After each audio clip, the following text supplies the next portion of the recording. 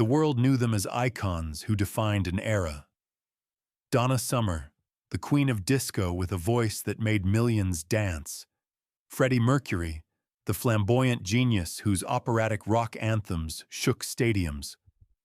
But what the world never knew was the secret that connected them in the shadows of fame. A bond so intense, it would end in heartbreak, betrayal, and words that could never be taken back. In a London recording studio in 1983, Donna Summer whispered 3 words to Freddie Mercury that shattered him completely. Those words would haunt her until her dying day, and they revealed a truth about the Queen of Disco that her fans could never have imagined. Before we dive into this untold story, if you're fascinated by the hidden truths behind music's greatest legends, please subscribe to our channel and turn on notifications. The secrets we uncover might change everything you thought you knew about the icons you love. The recording studio in Munich's Musicland complex was bathed in the amber glow of vintage equipment and cigarette smoke. It was late spring in 1982, and the music industry's most unlikely friendship was about to begin. Donna Summer had arrived from Los Angeles, exhausted from her latest American tour and seeking creative refuge in the European city where her career had been born years earlier with Giorgio Moroder. She was no longer the uninhibited disco goddess of "Love to Love You Baby" fame. By 1982, Donna had become La Donna, the born-again Christian who spent hours before performances praying in empty dressing rooms, begging God to forgive her for the sexual persona she wore on stage like a costume she couldn't remove. Freddie Mercury was in Munich for different reasons. Queen had just released Hot Space, an album that confused their rock fanbase with its disco-influenced sound. The critics were brutal, and Freddie felt creatively adrift, questioning whether his artistic instincts had finally led him astray. Munich offered him anonymity, or at least the illusion of it. In the city's underground clubs, he could be himself without the weight of expectation, without the cameras, without pretending to be anything other than what he was. Their meeting happened by accident, or perhaps by the strange magnetism that draws tortured artists together. Donna had booked Studio 2 for late-night sessions, working on material that would eventually become her self-titled album. Freddie was in Studio 1 with Reinhold Mack, Queen's longtime producer, tinkering with ideas that didn't fit the band's direction. Around 2 in the morning, technical difficulties in Studio 2 forced Donna and her small team to relocate temporarily. That's when she walked into Freddie's session, and everything changed. The chemistry was instantaneous, but not in the way tabloids would have imagined. There was no romantic attraction, no sexual tension. Instead, there was recognition. 2 souls who understood the peculiar agony of living double lives, of wearing masks so convincing that sometimes they forgot which face was real. Freddie saw in Donna the same exhaustion he felt, the bone-deep weariness of being spectacular when all you wanted was to be human. Donna saw in Freddie the same fear, the terror of being discovered, of having the world realize that the person on stage was a carefully constructed illusion. They talked until sunrise that first night. Not about music, not about fame, but about the cost of both. Freddie spoke about his childhood in Zanzibar, about being different in ways he couldn't name, about discovering that difference had a name and that name carried consequences. Donna spoke about Boston, about growing up in a strict Christian household where secular music was the devil's language, about the guilt that ate at her every time she moaned into a microphone and heard men in the audience responding with hunger.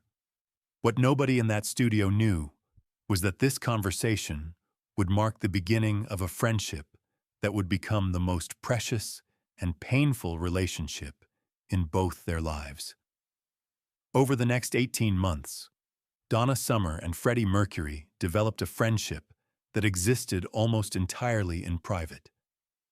They would meet in Munich, sometimes in London, occasionally in Los Angeles when Freddie was touring. Always away from cameras, always in the sanctuary of recording studios or hotel suites where the outside world couldn't intrude. To their respective circles, these meetings seemed casual, professional collaborations, or chance encounters between peers. But the truth was far more intimate. Freddie found in Donna something he had never experienced with anyone else: unconditional acceptance without the complication of desire. His relationships were often transactional, even with Jim Hutton, the man who would become his longtime partner. But Donna wanted nothing from him except honesty, and he gave it freely.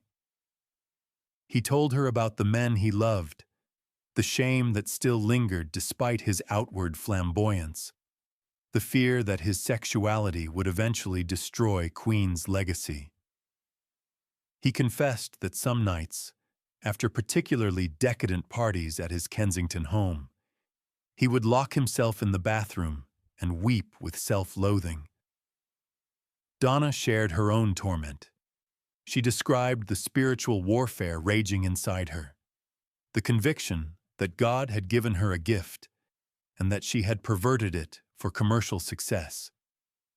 She talked about performing "Love to Love You Baby" and wanting to scrub her skin raw afterward, feeling dirty in a way no shower could clean. She revealed that her conversion to Christianity wasn't a publicity stunt, but a desperate attempt to save her own soul from what she believed was eternal damnation. And she admitted something she had never told anyone. She sometimes wondered if God could love someone who had made millions of people think about sex while listening to her voice. What made their friendship so powerful was that neither judged the other. Freddie never mocked Donna's faith, even though he had long abandoned his own Zoroastrian upbringing. Donna never condemned Freddie's lifestyle, even though her newfound religious beliefs taught her that homosexuality was a sin.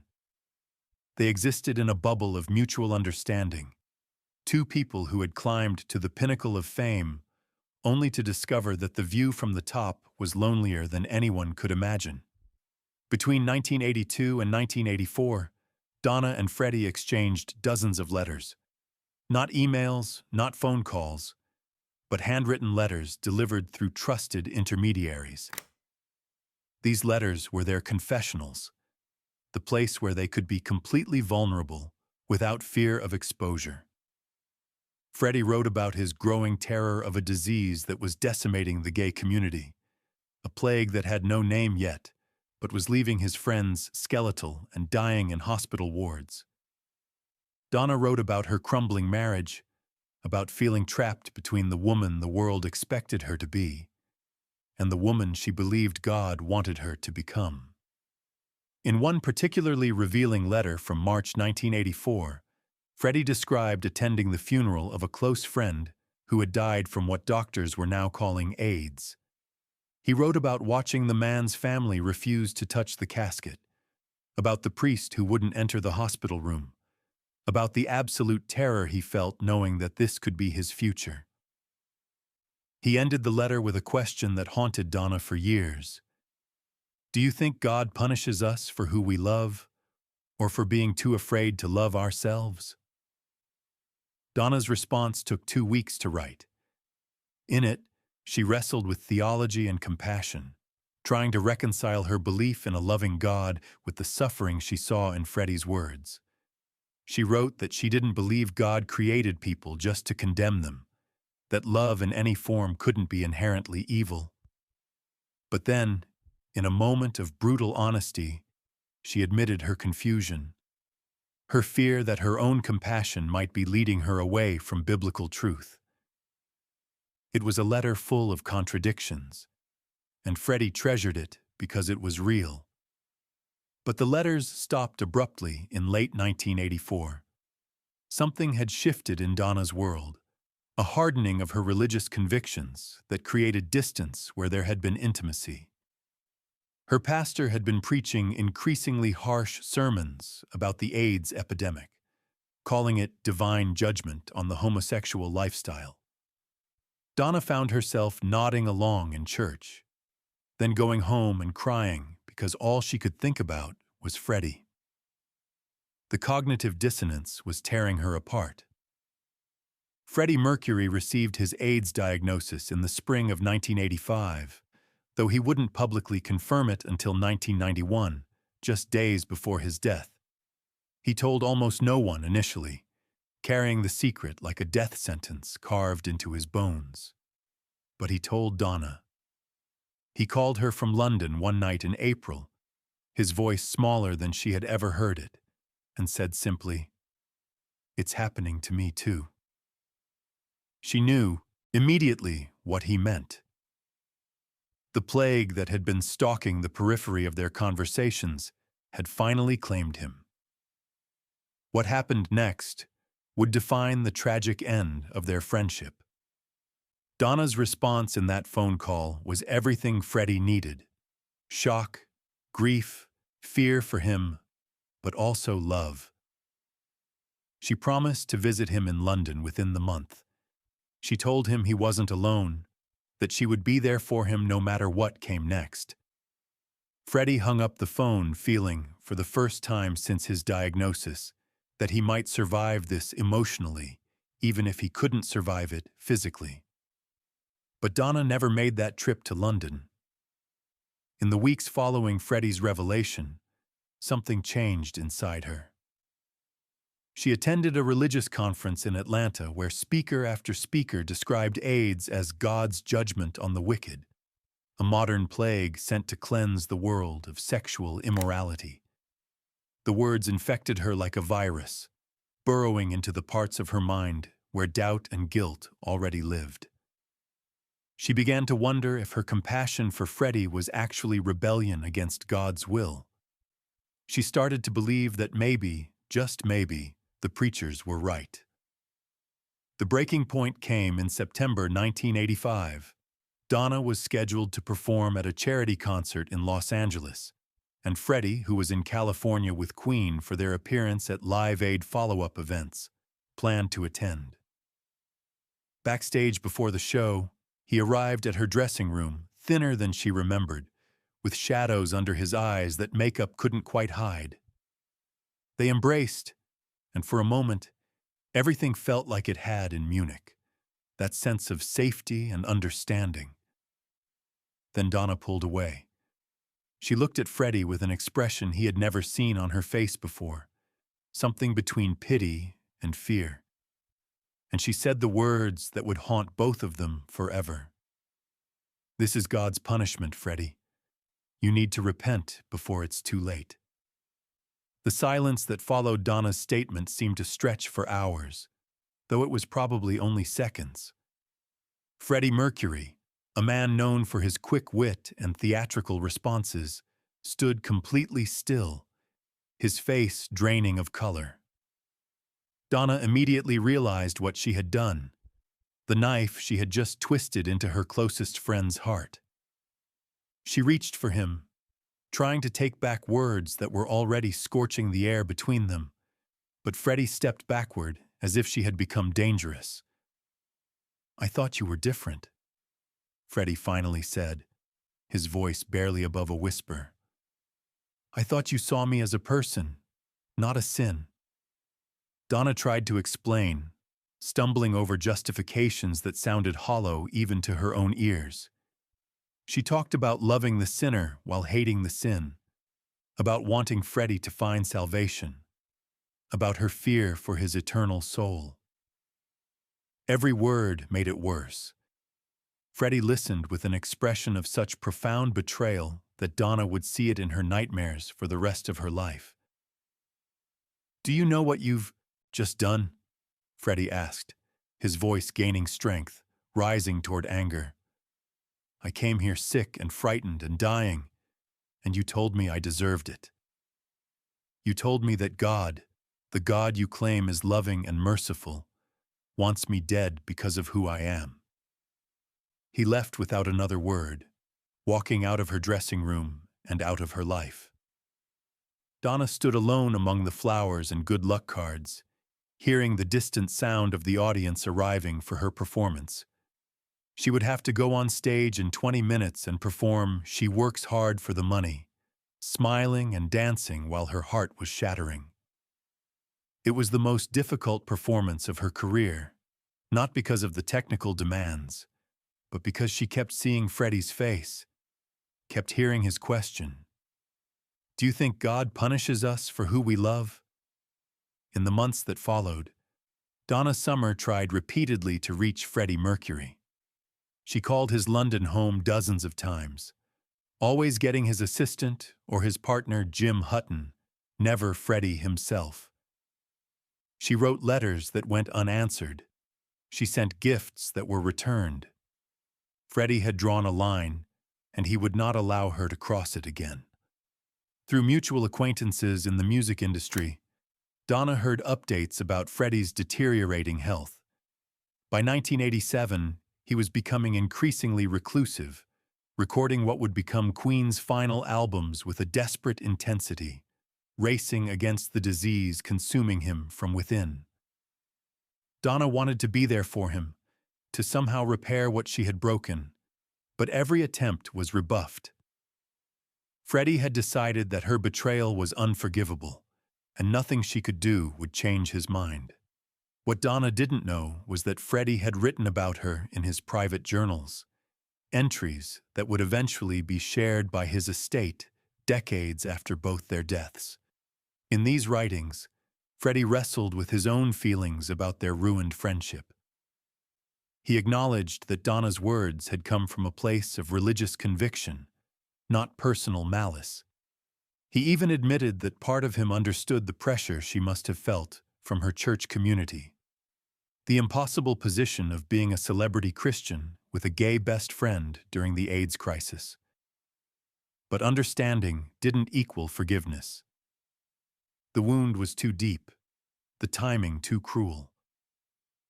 In 1989, Donna made one final attempt at reconciliation.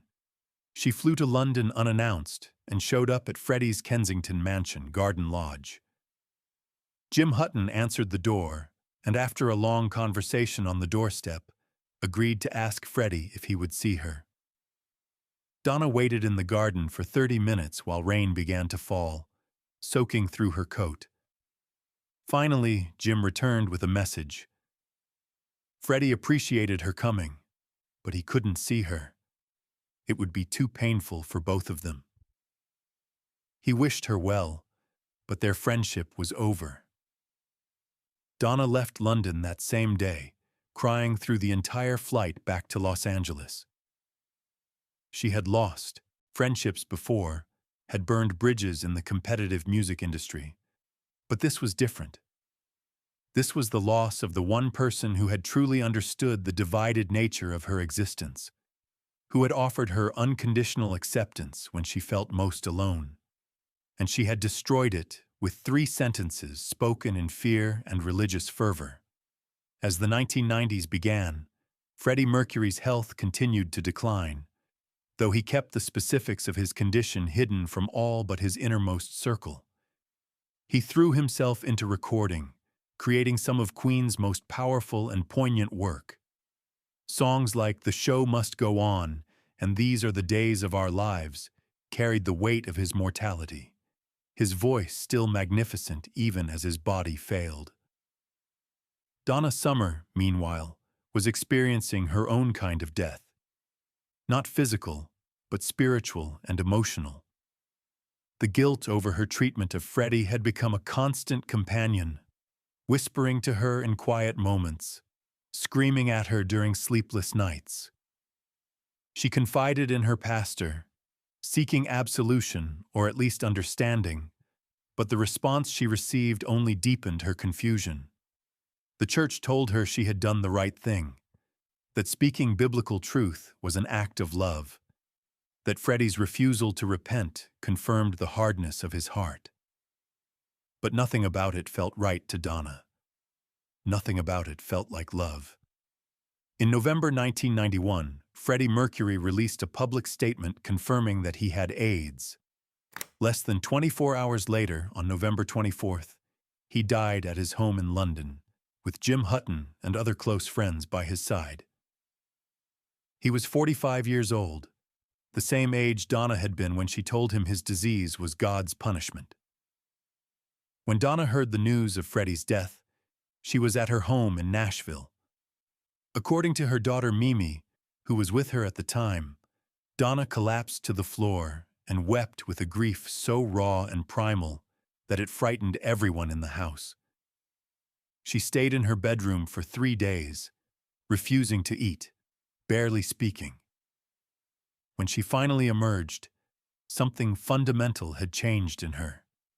The certainty she had carried about her faith, about right and wrong, about God's judgment, had cracked wide open. What very few people know is that Freddie Mercury had planned, in his final weeks, to reach out to Donna one last time. According to Dave Clark, a close friend who was with Freddie during his final days, Freddie had drafted a letter to Donna in October 1991, just weeks before his death. In it, he had written about forgiveness, about understanding that they had both been victims of fear, fear of death, fear of judgment, fear of being truly known. He wanted her to know that he didn't hate her, that he recognized the impossible position she had been in, torn between her faith and her friendship. But Freddie never sent that letter. In his final days, consumed by pain and medication, he forgot about it. The letter was found in his desk drawer after his death, still sealed in an envelope with Donna's name written in Freddie's distinctive handwriting. Dave Clark faced a choice: deliver the letter to Donna or respect Freddie's privacy and keep it hidden. He chose to deliver it. Donna received the letter in December 1991, 3 weeks after Freddie's death. Reading Freddie's words of forgiveness posthumously devastated her in ways the initial grief hadn't. If she had just waited, if she had just held her tongue, if she had chosen love over doctrine, they could have reconciled. Freddie had been willing to forgive her, and now he was gone before she could tell him how sorry she was, how much she regretted those words, how she wished she could take back that moment in Los Angeles and choose compassion instead of judgment. The letter remained one of Donna's most treasured possessions for the rest of her life. She kept it in a locked box in her bedroom, along with the letters they had exchanged during their friendship and a photograph of them together in Munich, both smiling, both young enough to believe they had time to figure everything out. For the remaining 21 years of her life, Donna Summer carried the weight of what had happened with Freddie Mercury. She rarely spoke about their friendship publicly, and when asked about Freddie in interviews, her responses were always careful, measured, revealing nothing of the depth of their connection or the tragedy of its ending.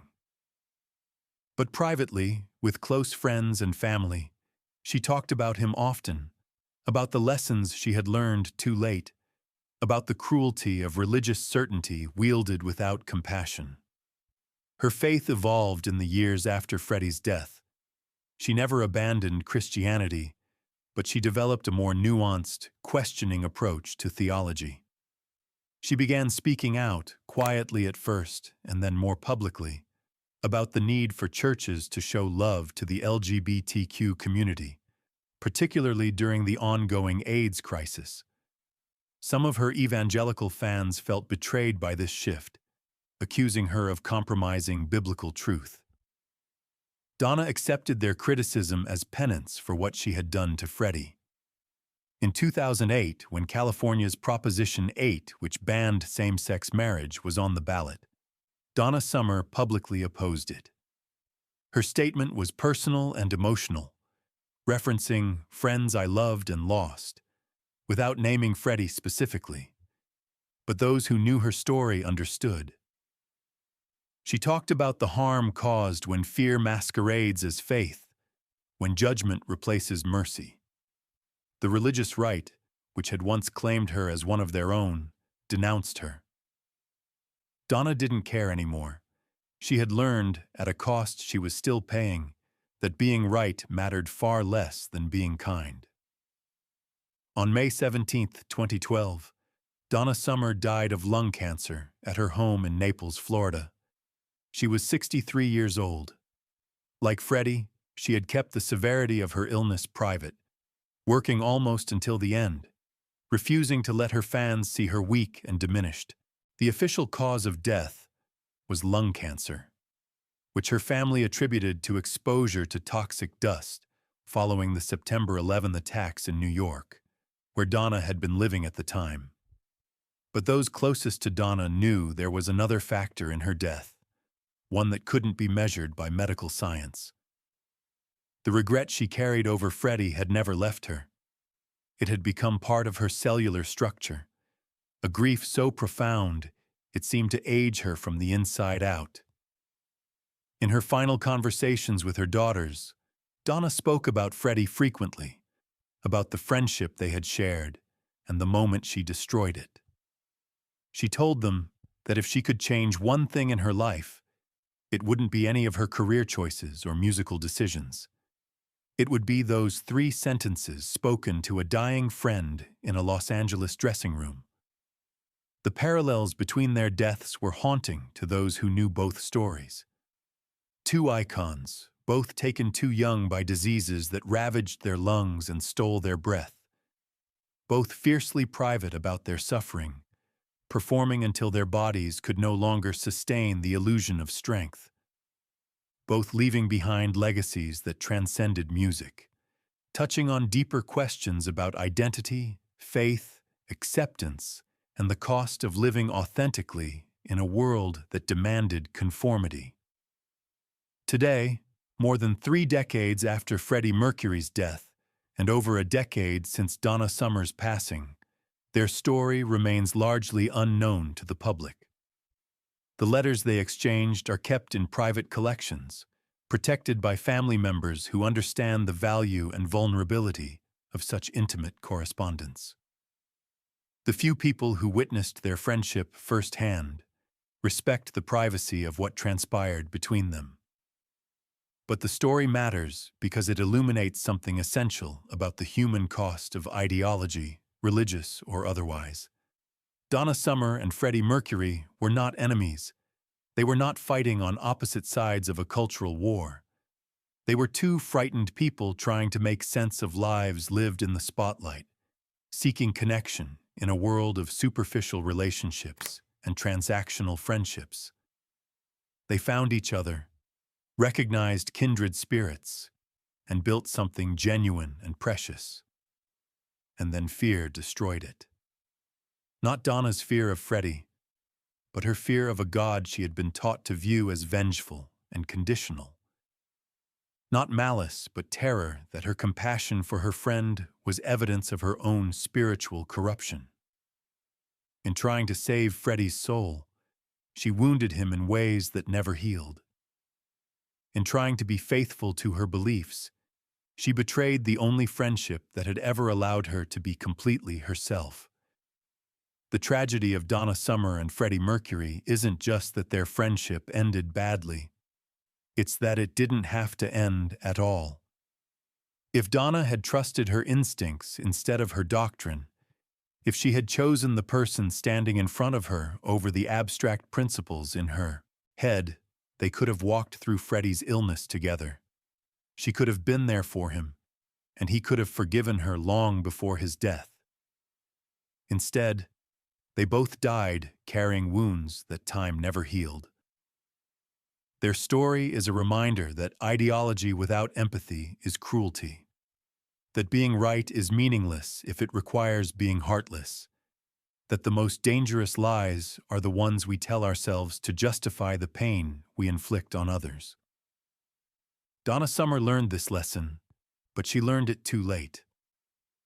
All she could do was spend the rest of her life trying to honor Freddie's memory by becoming the person she should have been in that Los Angeles dressing room.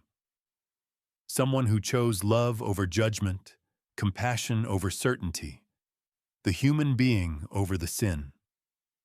In the end, both the Queen of Disco and the operatic rock genius understood something fundamental about the performance of identity. They spent their lives wearing costumes and playing roles, giving audiences what they wanted while hiding who they really were. The brief friendship they shared was the one place where they could remove those costumes and be seen completely. When Donna destroyed that sanctuary with her words, she didn't just lose Freddie. She lost the last person who truly knew LaDonna Adrienne Gaines, the frightened girl from Boston who never quite believed she deserved the extraordinary life she had built. Their story didn't end when Freddie died, or even when Donna followed him 2 decades later. It continues in every conversation about faith and sexuality, judgment and mercy, the courage to love people exactly as they are, versus the cowardice of loving only who we think they should be. Somewhere in that continuation, there's redemption for both of them, a recognition that 2 broken people did their best, and that their best, though flawed and ultimately tragic, was also deeply, painfully human.